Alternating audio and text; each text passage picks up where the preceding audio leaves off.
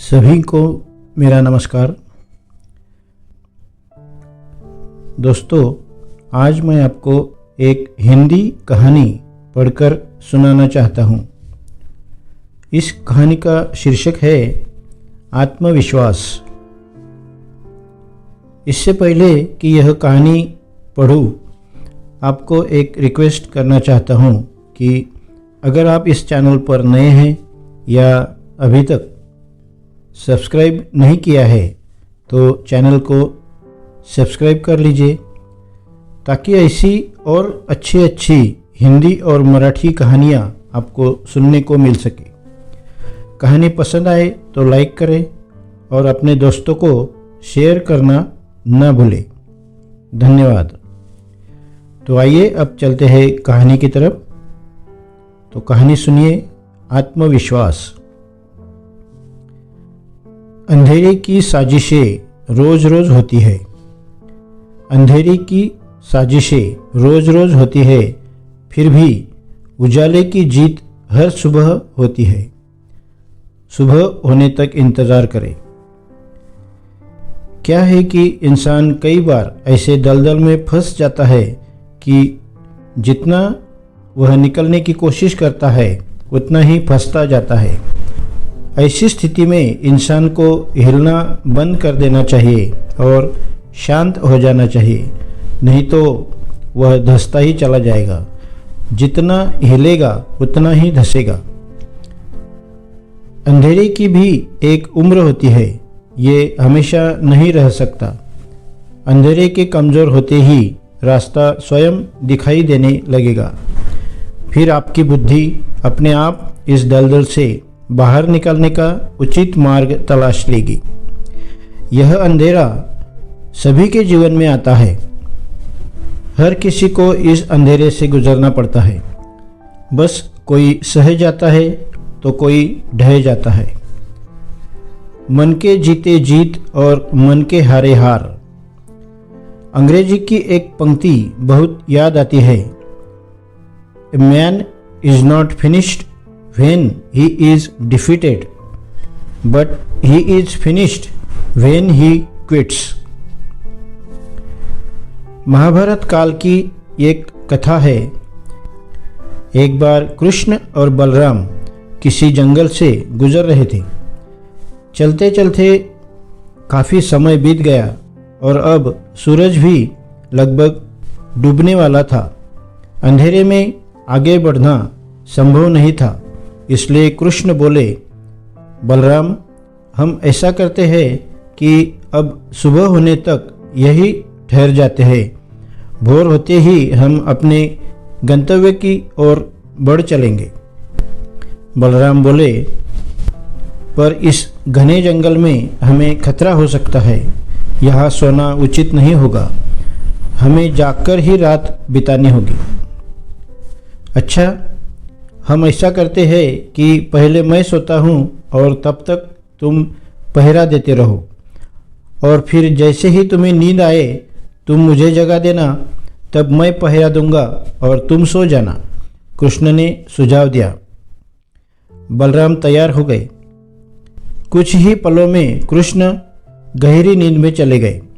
तभी बलराम को एक भयानक आकृति उसकी ओर आती हुई दिखाई दी। वो कोई राक्षस था। राक्षस उन्हें देखते ही जोर से चीखा और बलराम बुरी तरह डर गए। इस घटना का विचित्र असर हुआ। भय के कारण बलराम का आकार कुछ छोटा हो गया। राक्षस पहले से और विशाल हो गया। उसके बाद राक्षस एक बार और चीखा और पुनः बलराम डर कर काँप उठे। अब बलराम और भी सिकुड़ गए और राक्षस पहले से भी बड़ा हो गया। राक्षस धीरे धीरे बलराम की ओर बढ़ने लगा। बलराम पहले से ही भयभीत थे और उस विशालकाय राक्षस को अपनी ओर आता देख जोर से चीख पड़े, कृष्णा, और चीखते ही वही मूर्छित होकर गिर पड़े। बलराम की आवाज़ सुनकर कृष्ण उठे। बलराम को वह देख उन्होंने सोचा कि बलराम पहरा देते देते थक गए होंगे और सोने से पहले उन्होंने आवाज़ दे दी। अब कृष्ण पहरा देने लगे। कुछ देर बाद वही राक्षस उनके सामने आया और जोर से चीखा। कृष्ण जरा भी नहीं घबराए और बोले, बताओ तुम इस तरह चीख क्यों रहे हो, क्या चाहिए तुम्हें? इस बार भी कुछ विचित्र घटा। कृष्ण के साहस के कारण उनका आकार कुछ बढ़ गया और राक्षस का आकार कुछ घट गया। राक्षस को पहली बार कोई ऐसा मिला था जो उससे डर नहीं रहा था। घबराहट में वह पुनः कृष्ण की ओर जोर से चीखा। इस बार भी कृष्ण नहीं डरे और उनका आकार और भी बड़ा हो गया, जबकि राक्षस पहले से भी छोटा हो गया। एक आखिरी प्रयास में राक्षस पूरी ताकत से चीखा, पर कृष्ण मुस्कुरा उठे और फिर से बोले, बताओ तो क्या चाहिए तुम्हें? फिर क्या था, राक्षस सिकुड़कर बिल्कुल छोटा हो गया और कृष्ण ने उसे हथेली में लेकर अपनी धोती से बांध लिया और फिर कमर में खोस कर रख दिया। कुछ ही देर में सुबह हो गई। कृष्ण ने बलराम को उठाया और आगे बढ़ने के लिए कहा। वे धीरे धीरे आगे बढ़ने लगे। तभी बलराम उत्तेजित होते हुए बोले, पता है कल रात में क्या हुआ था? एक भयानक राक्षस हमें मारने आया था। रुको रुको, बलराम को बीच में ही काटते हुए कृष्ण ने अपनी धोती में बंधा राक्षस निकाला और बलराम को दिखाते हुए बोले, कहीं तुम इसकी बात तो नहीं कर रहे हो? हाँ, ये वही है, पर कल जब मैंने इसे देखा था तो ये बहुत बड़ा था। ये इतना छोटा कैसे हो गया? बलराम आश्चर्यचकित होते हुए बोले। कृष्ण बोले, जब जीवन में तुम किसी ऐसी चीज़ से बचने की कोशिश करते हो जिसका तुम्हें सामना करना चाहिए, तो वो तुमसे बड़ी हो जाती है और तुम पर नियंत्रण करने लगती है।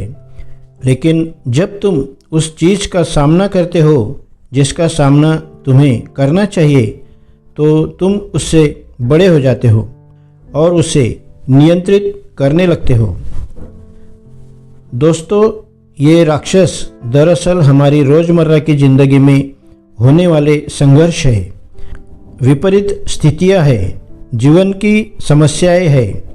अगर हम इन परिस्थितियों को नज़रअंदाज करते रहते हैं या इनसे बचते हैं, घबराते हैं, तो ये समस्याएं और भी बड़ी हो जाती है और ये फिर हमें नियंत्रित करने लगती है।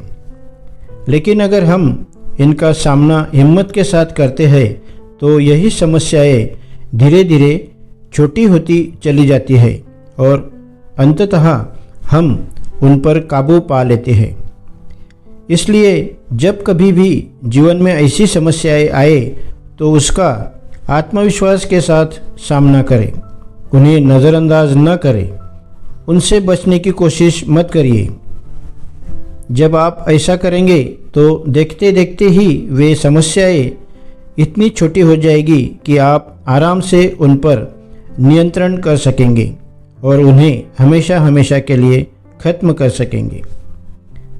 तो चिंतन कीजिए। नमस्कार।